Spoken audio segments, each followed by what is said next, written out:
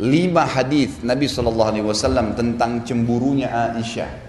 Ini saya sering luruskan. Banyak orang subhanallah menyalahkan Aisyah radhiyallahu anha ummul mukminin. Aisyah aja cemburu. Salah ini. Kalau ada kasus terjadi di zaman Nabi SAW, kasus yang sedang terjadi ada historinya, maka yang diambil hukum bukan historinya. Final daripada histori itu apa? Apa keputusan Nabi dari kejadian itu? 5 riwayat tentang cemburunya Aisyah. 4 Nabi SAW marahin, tegur, Aisyah minta maaf. Yang 1 Nabi SAW tidak tegur secara langsung, tapi Aisyah pun merasa bersalah. Artinya cemburunya semua tertolak dalam rumah tangga. Jangan cemburu kecuali pelanggaran agama. Kalau yang bukan pelanggaran agama jangan, nggak perlu. Itu merusak konslet. Riwayat pertama, cemburunya Aisyah radhiyallahu anha dengan Khadijah radhiyallahu anha. Jadi pernah Nabi SAW lagi duduk berdua sama Aisyah di siang hari, tiba-tiba ada yang salam. Maka Nabi SAW kaget berdiri. Ternyata karena orang yang salam seorang wanita yang suaranya persis seperti suara Khadijah. Maka beliau kaget, gitu kan? Berdiri lalu melihat, ternyata di depan pintu itu dibuka, adiknya Khadijah bersama dengan sahabat dekatnya Khadijah perempuan juga, yang sering mengunjungi Nabi SAW dengan Khadijah waktu masih di Mekah. Maka Nabi SAW begitu lihat kaget, Nabi mengatakan kepada Aisyah, wahai Aisyah, buatkan makanan, hidangkan sesuatu buat tamu nih. Lalu disuruh Aisyah menyampaikan dengan istri Nabi yang lain. Datanglah mereka rame-rame menyiapkan makanan, melayani tamu, tapi mereka masih belum tahu siapa orang ini gitu. Sampai tamunya pulang. Begitu udah pulang, udah bubar, Aisyah duduk dengan Nabi SAW lagi berdua. Lalu Aisyah bertanya, Rasulullah, siapa sih tadi 2 perempuan itu begitu luar biasanya Anda menghormati? Kata Nabi SAW, yang satu adiknya Khadijah, yang satu sahabat dekatnya Khadijah yang selalu mendatangi kami waktu masih di Mekah dulu. Tiba-tiba Aisyah cemburu waktu itu. Ya Rasulullah, Anda masih mengenang wanita Quraisy yang sudah keriput semua mukanya dan sudah masuk dalam kuburan. Sementara Allah sudah gantikan Anda wanita Quraisy yang lebih baik, maksudnya dirinya gitu. Perasaan lagi nih. Nah, ini bicara perasaan nih. Jadi dianggap ini Khadijah sudah meninggal, sudah selesai. Apa kata Nabi SAW? Lihat, ini historinya ya, cemburunya Aisyah tentang Khadijah. Maka kata Nabi SAW, demi Allah tidak ada yang menggantikan Khadijah wahai Aisyah. Dialah yang telah beriman kepada saya di saat orang-orang masih belum ada yang beriman. Memang betul Khadijah wanita pertama yang beriman. Dialah yang telah membantu saya dengan hartanya dikala dakwah ini masih butuh perjuangan. Dialah yang Allah karuniakan anak darinya yang saya tidak diberikan dari istri yang lainnya. Maka Aisyah pun merasa bersalah karena ini hujjah, ini kebenaran. Nabi SAW selalu jawab kebenaran, gitu kan? Maka yang terjadi adalah Aisyah minta maaf. Yang dijadikan hukum apa? Histori cemburunya Aisyah atau teguran Nabi? Hah? Teguran Nabi dong. Sejarah tadi histori tentang Aisyah cemburu tuh nggak bisa dijadikan hukum karena Nabi SAW habis itu tegur dan Aisyah minta maaf. Berarti yang jadi hukum apa? Teguran Nabi SAW. Itu ilmunya di situ. Banyak orang salah paham, Aisyah aja cemburu, nggak lihat ini historinya, hukumnya penentuan dari Nabi SAW. Kalau Nabi iyakan berarti boleh, kalau Nabi tegur berarti tidak boleh. Berarti tidak boleh cemburu nih, gitu kan? Karena ini memang orang yang pernah terlintas. Misal maaf, ada ibu-ibu nikah sama duda misalnya. Lalu si suami ini ceritain, dulu waktu saya sama istri itu saya makan ini. Jangan cemburu. Lo nikah sama duda, dia punya histori hidupnya. Oh iya, sekarang mau saya buatin juga nggak? Dulu saya makannya sayur asem. Mau saya buatin sayur asem juga? Gitu aja. Wah, masa masih dikenang tuh orang. Masa begini, masa begitu. Loh, nikah sama duda orang sudah punya, gimana cara? Nggak boleh disalahin. Nggak boleh disalahin karena dia memang cerita. Kadang-kadang kalaupun dia bukan duda, dia masih bujang. Dulu di rumah ibu saya makan sayur ini. Wah, langsung cemburu lagi sama mertuanya. Nah, tuh, makan aja di rumah ibu kamu. Pengalaman Bu ya? Alhamdulillah ada contoh. Loh enggak, ini contoh yang benar. Biasanya begitu. Jangan. Apa yang dia sampaikan berarti dia sedang mau dekat dengan ibu, menyampaikan apa yang dia suka, tangkap positifnya. Oh berarti dia suka sayur itu, ya udah saya buatin ya, kita buatin yang lebih hebat supaya dia suka. Kalau kita mau hapus dari memori dia susah, nggak mungkin gitu kan. Ini riwayat yang pertama, ya nggak boleh cemburu. Histori bukan patokan hukum, teguran Nabi yang jadi hukum. Riwayat yang kedua, cemburunya Aisyah radhiyallahu anha dengan Sofiyah binti Huyai. Ini dulu turunan Yahudi. Kebetulan memang Aisyah sama Sofiyah memiliki kulit yang putih dan terkenal kecantikannya. Nabi SAW itu kalau dari rumah Sofiyah biasanya siang ke rumahnya Aisyah, gitu kan? Aisyah radhiyallahu anha cemburu.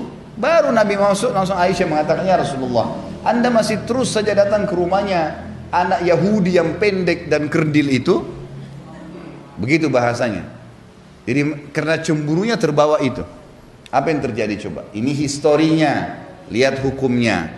Kata Nabi SAW, wahai Aisyah, kau telah mengucapkan kalimat dengan mengatakan Sofia kerdil. Kau telah mengucapkan kalimat kalau ditaruh di air lautan, rusak tuh lautan. Artinya dosamu berat, gitu kan? Aisyah langsung minta maaf, nggak jadi. Yang mana jadi hukum? Cemburu atau teguran Nabi? Teguran Nabi SAW. Ini masalahnya banyak ustadz pun mengatakan Aisyah aja cemburu. Loh subhanallah. Seakan-akan Aisyah disalahin. Aisyah di sini menjadi penyebab hukum kita faham. Sebagaimana kalau ada beberapa sahabat yang melakukan kasus, kemudian ditegur, turunlah hukum kita faham, gitu kan? Jadi kita bukan melihat historinya, itu cuma sekedar kenangannya, kisahnya, penyebab, tapi hukum teguran Nabi SAW. Nabi bolehkan atau tidak? Riwayat yang kedua. Riwayat yang ketiga, cemburu Aisyah di malam nisfu Sya'ban. Dalam sebuah riwayat yang sahih disebutkan, bahwasanya satu malam pernah pas malam 15 Sya'ban, Nabi SAW lagi tidur, memang malam itu malamnya Aisyah, gitu kan? Lalu Aisyah kaget tengah malam, lihat Nabi SAW nggak ada di sebelahnya, tiba-tiba cemburu, pakai baju, kemudian datangin semua istri Nabi yang lain, diketukin, Nabi ada nggak? Nabi ada nggak? Nabi ada nggak? Satu-satu, ternyata semua nggak ada. Mereka bilang, kan malam ini malam kamu, bagaimana Nabi datang ke kami? Nggak mungkin, gitu kan? Maka Aisyah buru-buru ke masjid. Ternyata Nabi SAW lagi sholat tahajud. Lagi di masjid, lagi sholat. Nah Nabi SAW waktu lagi sholat, begitu salam, tahu ada Aisyah di sebelahnya dan nafasnya lagi terengah-engah. Buru-buru ke masjid, gitu kan. Kata Nabi SAW, wahai Aisyah, kau cemburu lagi.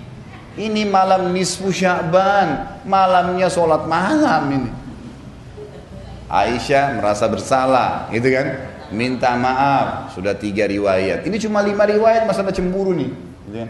Tiga-tiganya sudah ditegur. Yang keempat, cemburunya Aisyah radhiyallahu anha dengan Maria. Maria istri yang lain, yang dari Mesir. Maria ini tahu kalau Nabi SAW paling gemar makan madu. Jadi setiap datang ke sana, Nabi selalu dihidangkan madu. Dan kita tahu kalau madu dikonsumsi tidak akan ada bau mulut, gitu kan? Nah, Nabi SAW konsumsi madu dan juga tradisi beliau sebelum masuk ke rumah selalu menggunakan siwak.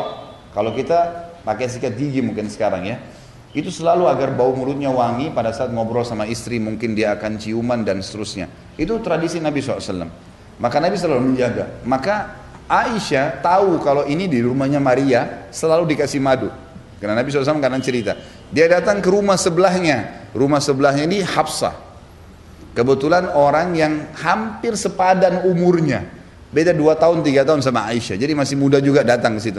Katakan, hai Hafsah, kalau Rasulullah SAW datang nanti di rumahmu, bilang mulutnya bau. Kata Hafsah, kenapa? Karena dia dari rumahnya Maria makan madu, kamu sama saya nggak punya madu, kita nggak bisa hidangin. Jadi biar Nabi SAW nggak makan madu lagi rumahnya Maria. Baiklah, Hafsah setuju. Gitu kan? Ini bertawun dalam hal yang tidak baik nih.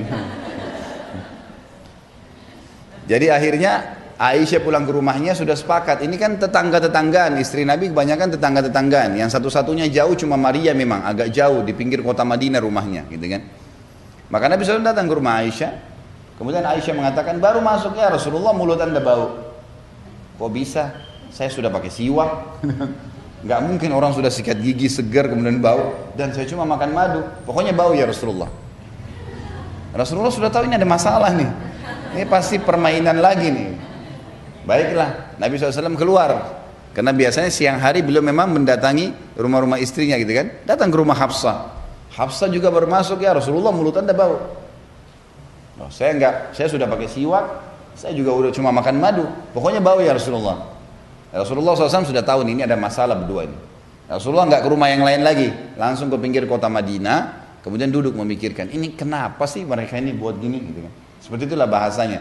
Lewat seorang sahabat bilang, ya Rasulullah ada apa? Jadi, bisakah saya bantu? Kata Nabi SAW, hari ini saya haramkan madu, gak boleh lagi umatku minum madu gitu kan. Langsung pada saat itu Jibril bawa ayat surat Tahrim ayat 1. Hai Nabi, kenapa berani-berani kau haramkan madu hanya karena mencari ridho istrimu? Mendengarkan ayat ini turun, Aisyah dan Hafsah minta maaf. Langsung minta maaf, gak berani lagi. Gitu kan?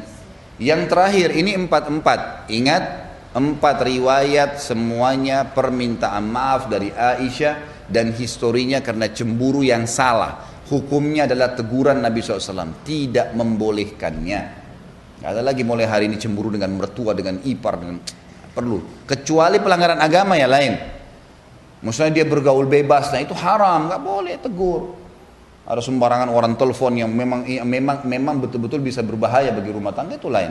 Riwayat yang kelima adalah riwayat cemburunya Aisyah dengan Ummu Salamah radhiyallahu anha ajmain. Ummu Salamah ini istri Nabi yang paling tua umurnya. Yang lain semuanya itu tidak tua gitu kan. Karena semalam ada yang tanya saya di pengajian di Blok M Square itu, Ustadz, katanya kalau ada yang mau menikah lagi, mungkin ini dari ibu-ibu pertanyaannya gitu. Nabi kan menikahnya sama janda-janda tua semua. Jadi kalau suami mau nikah silakan nikah sama janda-janda jelek tuh. Gitu pertanyaan kertasnya gitu. Ini saya bilang sudah jelas nih, ini dari ibu-ibu. Dan saya sudah tahu bagaimana menangani ibu-ibu ini, perasaan terus. Saya bilang gini, riwayat yang kisah yang mengatakan istri Nabi semua tua itu nggak benar. Satu-satunya istri Nabi yang tua hanya Ummu Salamah. Yang lainnya semua masih muda, cuman memang janda, gitu kan? Rata-rata dinikahi oleh Nabi SAW umurnya di bawah 30 tahun semua itu. Khadijah lain, kita sudah meninggal. Khadijah kan waktu di Mekah sendirian, nggak ada madunya Khadijah. Waktu menikah umur 40 tahun. Menikah dengan Nabi SAW di umur 40 tahun, Nabi SAW umur 25, beda 15 tahun waktu itu. Dan Nabi SAW dikaruniai 6 orang anak dari Khadijah, gitu kan. Setelah itu masih melahirkan. Baik, kita bicara ini fase Madinah, istri-istri Nabi setelah poligami, gitu kan. Setelah kasus poligami, karena di Mekah tidak ada poligami selama Khadijah masih hidup. Waktu Khadijah sudah meninggal, maka Nabi SAW menikahi 2 wanita sekaligus, Aisyah dengan Sauda. Ini dengan waktu yang bersamaan, gitu kan. Jadi kita lihat Ummu Salamah ini satu-satunya istri Nabi memang yang berumur, dan beliau sangat bijaksana. Orangnya itu dewasa, orangnya sangat dewasa karena sudah berumur. Jadi tidak ada ikut-ikutan dalam kasus cemburu-cemburuan nih, gitu kan. Ummu Salamah pernah memberikan hadiah senampan kurma ke rumah Aisyah. Niatnya baik, karena waktu itu Nabi SAW lagi duduk di rumah Aisyah, niatnya supaya dimakan berdua sama Nabi SAW. Niatnya baik, gitu kan. Waktu tiba nampan tersebut dan yang bawa pembantunya Ummu Salamah, Aisyah lihat, gitu kan. Ini pembantu Ummu Salamah, langsung cemburu lagi. Cemburunya ini, masa orang ini sudah tahu waktu saya kok masih mengganggu, padahal sebenarnya dia tidak tangkap nih maksudnya.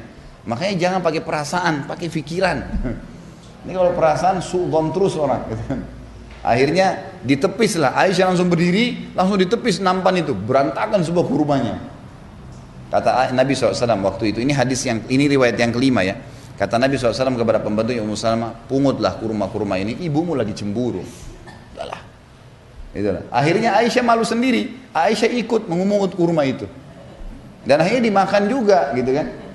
Yang jadi hukum yang mana? Histori atau penentuan Nabi SAW. Jadi tidak ada cemburu kecuali pelanggaran agama terjadi. Ini akan lebih meringankan hatinya ibu-ibu. Luar biasa tenang hatinya kalau ini selamat.